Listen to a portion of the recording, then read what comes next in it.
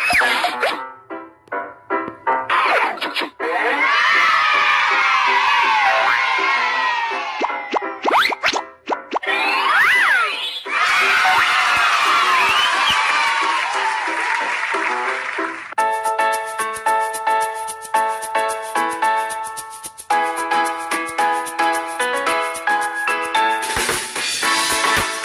teman-teman kelas 4, apa kabar hari ini kalian? Semoga kamu sekeluarga selalu sehat dan tetap semangat ya. Iya dong, walaupun kita belajar dari rumah, karena belajar itu bisa di mana aja. Ya kan Kak? Bener banget. Mari yuk berdoa dulu supaya aktivitas belajar hari ini mendatangkan banyak manfaat untuk kita semua. Nah, sekarang ayo siapkan buku atau lembar kerjamu dan alat tulismu. Kakak mau tanya dong, boleh? Boleh Kak? Dari mana sih asal air yang digunakan di rumahmu? Lalu, bagaimanakah caramu menghemat pemakaian air itu? Beritahu kakak dan adik ya, teman-teman. Ayo kita mulai. Duh, panas banget hari ini. Ini panas banget ya. Bikin aus. Minum ah.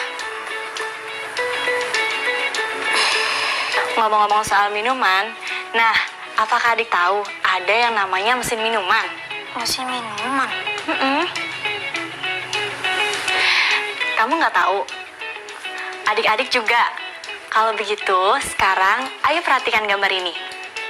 Apa yang terpikir olehmu saat melihat gambar ini? Pernahkah kamu melihat mesin air minum seperti yang ada di dalam gambar? Belum Kak. Kalau teman-teman gimana? Nah, gambar ini berhubungan dengan sebuah cerita berjudul Air Minum Istimewa. Mau dengar nggak ceritanya? Mau dong Kak. Begini ceritanya.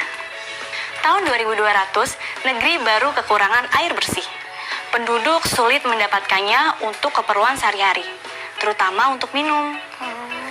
Pengaruh perubahan iklim sangat terasa. Musim kemarau panjang membuat curah hujan juga makin sedikit. Akibatnya, air tanah juga tidak mencukupi kebutuhan penduduk.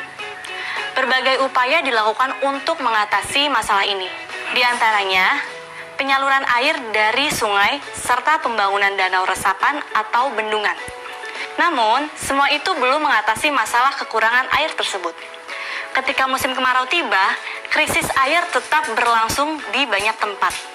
Harapan terakhir ada pada mesin pengolah air buatan Profesor Kim. Mesin ini akan mengolah air hujan sehingga bisa dipakai sehari-hari oleh penduduk. Bahkan, penduduk bisa langsung meminum air tersebut dalam kemasan menarik. Kelak, layanan penyedia air minum dapat ditemukan di setiap sudut kota. Penduduk bisa mengambil air minum dalam kemasan ramah lingkungan setiap saat. Mesin pengolahan air ini akan tersedia di setiap kota yang ada di negeri baru. Sekarang sudah masuk musim penghujan dan sudah hampir seminggu hujan tidak berhenti mengguyur negeri. Profesor Kim pun sudah bersiap dengan mesin temuannya. Dia sudah menunjuk seseorang yang akan bertanggung jawab untuk tugas pengolahan air tersebut. Orang itu adalah murid kepercayaannya bernama Wardani, yang biasa dipanggil Dani. Namun, hari ini Dani kebingungan sekali. Sudah hampir tengah hari mesin pengolahan air tidak bisa bekerja karena sejak pagi mendung. Dani juga sudah mengoperasikan tenaga sinar matahari cadangan, tetapi mesin tetap tidak bekerja. Ia hanya mendengar suara desis lembut dari arah yang tidak diketahuinya. Apa yang harus dilakukannya? Dani tak mau menyanyiakan kepercayaan Profesor Kim kepadanya. Ia harus bisa mengatasi masalah ini. Dani kembali meneliti panel pengontrol mesin pengolahan air yang ada di hadapannya. Telunjuknya menelusuri panel itu dengan teliti. Tombol penyaring mineral air berfungsi. Tombol penyalur air tersaring berfungsi. Tombol pemisah ion air berfungsi. Ada dua tombol penyalur ion air, yaitu tombol air bersifat basa dan tombol air bersifat asam. Kedua tombol berfungsi baik. Aliran air ke rumah-rumah penduduk berfungsi. Aliran air ke mesin layanan air minum berfungsi. Tombol kemasan air minum juga berfungsi. Tombol pengisian air minum berfungsi. Semua tombol sudah berada dalam posisi siap bekerja. Hei, sebentar. Ini tombol apa? Dani bertanya-tanya. Tombol ini terpasang dalam posisi tidak siap bekerja. Dani kembali menelusuri panel pengontrol itu dari awal. Setelah beberapa saat, ia mempelajari kembali panel itu. Tombol tadi ternyata pengontrol banyaknya air yang bersifat basah dan yang bersifat asam. Posisi tombol itu harus dinaikkan maksimal sehingga air bersifat basah akan lebih banyak daripada air bersifat asam. Dengan begitu, air yang disalurkan kepada penduduk akan lebih menyehatkan dan bisa diminum langsung. Dani menyetel kembali semua tombol yang ada dalam panel pengontrol tadi. Tidak lama, layar panel pengontrol memberikan informasi bahwa pengolahan air sudah mulai bekerja. Suara desis lembut yang tadi terdengar makin lama makin lirih, lalu menghilang. Akhirnya, pengolahan air hujan bekerja dengan baik. Hore! Dani sangat senang karena dia telah berhasil mengatasi kesulitannya. Penduduk negeri baru tidak pernah kekurangan air bersih berkat adanya pengolahan air hujan temuan Profesor Kim. Nah, selesai deh. Seru nggak cerita kakak? Seru banget Kak, seru banget. Masih ingat tidak mengapa penduduk negeri baru kekurangan air bersih untuk kebutuhan sehari-hari? Kalau aku tidak salah ingat, karena musim kemarau yang panjangnya Kak. Iya, betul banget. Kemarau panjang membuat curah hujan semakin sedikit, sehingga air tanah tidak mencukupi. Gitu. Nah, adik-adik di rumah tadi menyimak kan cerita kakak. Menurut pemahamanmu, kesulitan apa yang dihadapi oleh Dani? Bagaimana cara Dani mengatasinya? Tuliskan juga kesimpulan dari cerita kakak tadi sesuai pemahamanmu. Selamat menulis! Selamat menulis teman-teman.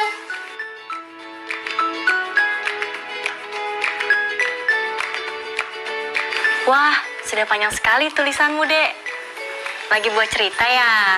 Ya nih Kak, aku lagi nulis kembali cerita air minum istimewa dengan versi aku sendiri Kak. Wah, bagus banget. Adik-adik di rumah, ayo ikuti adik juga ya. Kalian juga bisa menuliskan kembali cerita air minum istimewa dengan versimu, seperti adik. Iya, kalian tidak perlu ragu dalam menulisnya. Tulis saja berdasarkan apa yang kamu pikirkan. Dalam bacaan tersebut, kamu dapat mengetahui bahwa penduduk negeri baru pada tahun 2200 kekurangan air bersih. Menurutmu, hal-hal apa yang bisa dilakukan penduduk negeri baru untuk mencegah kekurangan air akibat perubahan iklim di tahun 2200? Adik kasih contoh ya, misalnya penduduk negeri baru mengurangi pemakaian kendaraan bermotor. Jika memungkinkan, penduduk banyak melakukan perjalanan dengan berjalan kaki atau bersepeda. Jawaban yang bagus banget kamu. Kalau menurut pendapatmu, bagaimana? Tuliskanlah dalam cerita kamu. Kamu juga boleh membaca lagi semua bacaan tentang perubahan iklim yang sudah kamu pelajari selama 2 hari ini. Diskusi bersama orang tua atau walimu di rumah ya. Lalu ceritakan kepada mereka versimu. Kamu bisa mulai bercerita dari bagian yang kamu anggap paling menarik. Selamat menulis dan berdiskusi. Ini gimana sih tugasnya? Gak ngerti, bingung deh. Apa tanya kak sama kakak aja ya? Tanya Kak, bantuin adik dah kak. Kak, bantuin aku dong. Kenapa, Dek? Ada yang bisa kakak bantu? Kak, ini gimana sih kak? Nih, aku bingung nih. Tuh. Oh, kalimat majemuk setara sejalan. Sini kakak bantu. Kakak bantu jelasin ya. Adik-adik di rumah juga perhatikan ya. Jadi, beberapa kalimat dapat digabungkan menjadi kalimat majemuk setara sejalan dengan menggunakan kata hubung dan, sedangkan, sambil. Perhatikan kalimat-kalimat contoh ini ya. Ida mengerjakan soal-soal matematika. Ria membaca buku cerita. Kedua kalimat tersebut jika digabungkan dengan kata hubung menjadi kalimat. Ida mengerjakan soal-soal matematika, sedangkan Ria membaca buku cerita. Coba kalian perhatikan. Contoh berikutnya, pagi itu Rini berolahraga lari. Pagi itu Aldi latihan memasak nasi goreng. Kedua kalimat tersebut jika digabungkan dengan kata hubung menjadi pagi itu Rini berolahraga lari dan Aldi latihan memasak nasi goreng. Sudah paham? Gimana? Kasih contoh satu lagi deh kak, boleh nggak? Oke, kakak masih punya contoh terakhir. Perhatikan ya kalimat-kalimatnya. Widi menyisir rambut di kamarnya. Widi bercermin di kamarnya. Kedua kalimat tersebut jika digabungkan dengan kata hubung menjadi Widi menyisir rambut sambil bercermin di kamarnya. Ketiga contoh kalimat itu merupakan kalimat majemuk setara sejalan dengan kata hubung sedangkan dan sambil. Gimana? Kamu udah ngerti? Udah dong kak. Sekarang aku udah ngerti, teman-teman juga udah pada ngerti kan? Kalau gitu, yuk kita lanjut ngerjain tugasnya. Makasih ya kak. Sama-sama, Dik. Hai teman-teman, ini dia nih yang paling kalian tunggu-tunggu. Waktunya games. Yeay! Jadi games kali ini kalian akan membuat kalimat majemuk setara sejalan dengan menggunakan kata hubung dan sedangkan juga sambil. Siap? Siap. Siap kan teman-teman? Ayo kita mulai. Baiklah, ini dia kalimat pertama. Silakan smart screen. Setiap hari, Daniel melakukan pengolahan air hujan. Setiap hari, penduduk menikmati air hujan olahan dalam kemasan. Kata penghubung apa yang paling tepat untuk menghubungkan dua kalimat ini? Dan kak. Baik, kita kunci jawaban adik. Bagaimana smart screen? Benar, ini dia bentuk kalimat majemuk setara sejalan dengan kata hubung dan. Setiap hari, Dani melakukan pengolahan air hujan dan penduduk menikmati air hujan olahan dalam kemasan. Kita lanjut ke pertanyaan berikutnya. Ayo adik-adik, jangan mau kalah sama adik aku ya. Silakan smart screen. Air minum kemasan bisa diambil setiap saat air bersih disalurkan langsung ke tiap rumah. Apa jawabannya, Dik? Sedangkan kak. Oke, kita kunci jawabannya. Silakan smart screen. Benar, ini dia bentuk kalimat majemuk setara sejalan dengan kata hubung sedangkan. Air minum kemasan bisa diambil setiap saat, sedangkan air bersih disalurkan langsung ke tiap rumah. Ayo lagi kak. Oke, lanjut. Silakan smart screen. Dani meneliti panel kontrol pengolahan air. Dani mempelajari petunjuk proses pengolahan air. Tahan dulu adik. Biarkan adik-adik di rumah saja yang menjawabnya. Bagaimana yang di rumah? Sudah ada jawabannya? Sudah? Oke, lanjut ke kalimat terakhir. Ia berulang kali mempelajari cara kerja pengolahan air. Ia sudah sangat hafal dengan prosesnya. Silahkan tentukan kata penghubung yang tepat, sedangkan, dan, atau sambil. Aku tahu kak. Tahan dulu adik. Kita lempar ke adik-adik di rumah dulu. Yuk, adik-adik sudah menjawab? Sudah? Luar biasa. Silahkan cek atau konfirmasi jawaban kalian pada orang tua atau walimu di rumah ya. Sudah dulu ya? Sudah? Luar biasa. Silahkan cek atau konfirmasi jawaban kalian pada orang tua atau walimu di rumah ya. Sudah dulu ya? Sudah? Luar biasa. Silahkan cek atau konfirmasi. Kamu bisa melakukan gerakan ringan seperti menggeleng kepala ke kanan dan ke kiri secara berulang-ulang. Kamu merasa segar kan sekarang? Ya kan? Oh iya teman-teman, apakah kamu masih ingat pembahasan tentang pemanasan global? Ayo jelaskan sesuai pemahamanmu sendiri ya tentang pemanasan global serta penyebabnya ya. Aku ingatkan juga ya, pada akhir pekan nanti kita akan mengerjakan proyek membuat teks berita tentang pemanasan global. Kamu bisa berdiskusi dengan orang tuamu atau walimu di rumah. Semangat ya!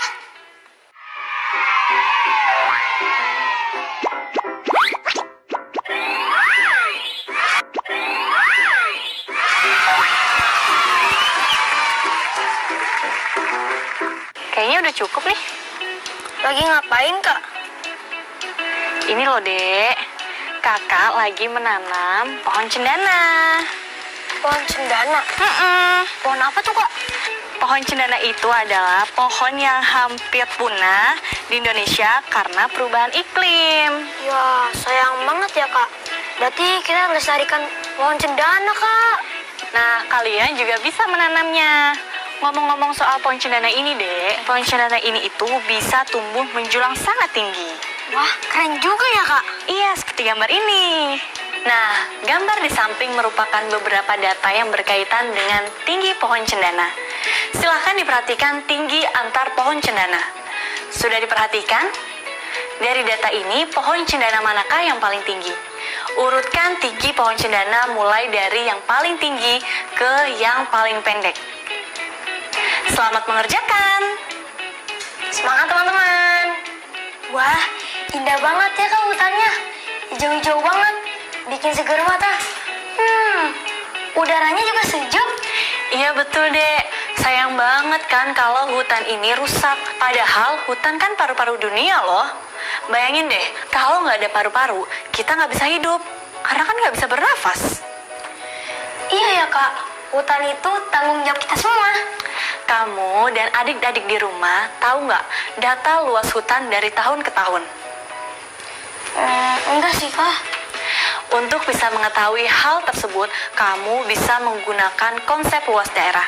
Baik luas daerah persegi panjang, persegi, maupun segitiga. Pada tahun 2019, tercatat luas lahan hutan Indonesia adalah 94,1 juta hektar. Jika dibandingkan dengan luas total daratan Indonesia, maka diperoleh informasi bahwa sekitar 50,1% daerah melalui pembakaran hutan oleh oknum yang tidak bertanggung jawab dengan tujuan untuk pembukaan lahan perkebunan, pertanian, peternakan, atau pembangunan kawasan kota. Coba deh kamu perhatikan diagram batang ini. Tercatat pada tahun 2019, luas kebakaran hutan di Indonesia mencapai angka terbesar kedua sejak tahun 2015, yaitu sekitar 1.649.258 hektar. Kasus kebakaran hutan terbesar terjadi pada tahun 2015, yaitu seluas sekitar 2.611.414 hektar. Sedangkan kasus kebakaran hutan terkecil terjadi pada tahun 2017, yaitu hanya sekitar 165.483 hektar. Penurunan angka kebakaran hutan dari tahun 2019 ke tahun 2020 disebabkan karena beberapa faktor, seperti hukuman tegas yang diberikan oleh pemerintah kepada pelaku deforestasi dan peran aktif dari pemerintah daerah yang terus mengingatkan, mengawasi, dan mengedukasi masyarakat setempat agar tidak membuka lahan dengan cara membakar. Oleh karena itu, marilah kita menjaga dan melindungi hutan karena hutan adalah paru-paru dunia.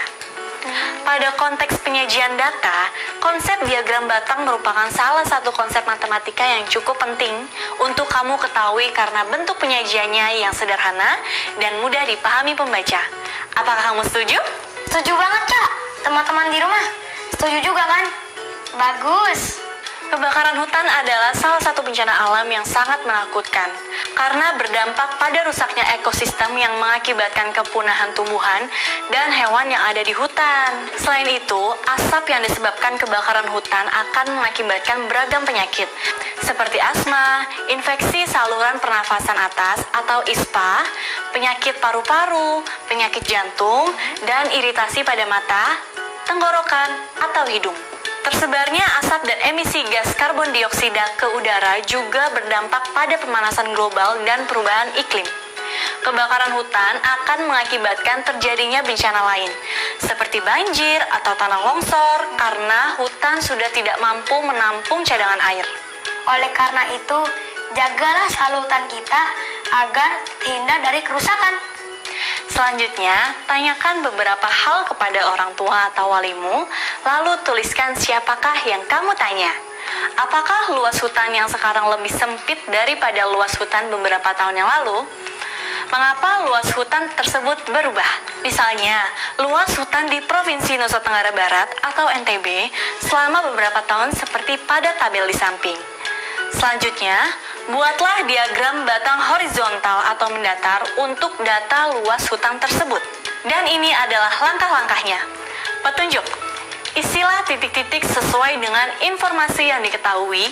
Hubungkanlah garis putus-putus jika diperlukan. Buatlah dua buah garis siku yang saling tegak lurus seperti pada gambar di samping. Kemudian, buatlah label pada garis horizontal sesuai dengan luas hutan yang diperoleh. Pada garis tegak, gambarlah 3 buah persegi panjang mendatar atau bisa berdekatan atau berjarak dengan ukuran panjang sesuai dengan informasi luas hutan yang kamu peroleh. Berikan nama masing-masing persegi panjang sesuai dengan tahun 2010, 2015, dan 2020. Biasanya di sebelah kiri persegi panjang.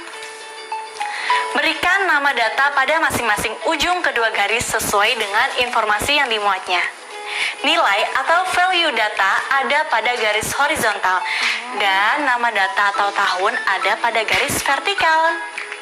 Bagaimana? Kakak yakin kalian semua pasti bisa membuatnya. Ya pasti bisa. Kalau kamu mengalami kesulitan, mintalah bantuan kepada orang tuamu atau kakak atau wali kalian. Selamat mencoba ya. Semangat ya teman-teman. Pemanasan global mengakibatkan terjadinya perubahan iklim yang tidak menentu. Selain itu, pemanasan global juga mengakibatkan suhu udara meningkat, sehingga hutan menjadi sangat mudah untuk terbakar. Misalnya, disajikan data mengenai jumlah luas lahan hutan terbakar pada tahun 2020 untuk beberapa daerah. Siapkan buku kerjamu dan alat tulis. Bersiaplah mencatat. Berdasarkan tabel ini, buatlah diagram batang horizontal atau mendatar yang sesuai. Selain itu, tentukan selisih luas lahan yang terbakar antara Provinsi Kalimantan Timur dengan Provinsi Aceh. Terima kasih, selamat berlatih. Semangat ya teman-teman belajarnya. Hai teman-teman, pada masih semangat kan? Jangan pada lemes gitu dong. Iya, ayo tetap semangat. Banyak loh yang sudah kita lakukan hari ini. Oh iya, coba apa aja? Kita tadi udah sama-sama membaca buku cerita berjudul Air Minum Istimewa yang sangat informatif dan inspiratif. Wow, lalu? Kita juga belajar tentang kalimat menyebut setara sejalan dengan kata hubung dan sedang sambil. Ada lagi nggak? Kita juga udah menghitung ketinggian pohon cendana, Kak. Wow, luar biasa. Lalu kita menyimak bacaan hutan Indonesia dan beberapa konsep matematika. Kemudian kita juga membuat diagram batang dan menghitung selisih luas lahan. Wow, banyak sekali yang sudah kita lakukan. Hebat. Hebat. Nah, sekian dulu ya perjumpaan kita hari ini.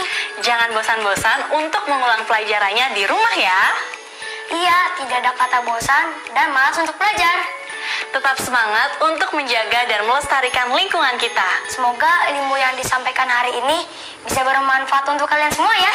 Sampai jumpa lagi. Ingat selalu jaga kesehatan ya. Dadah.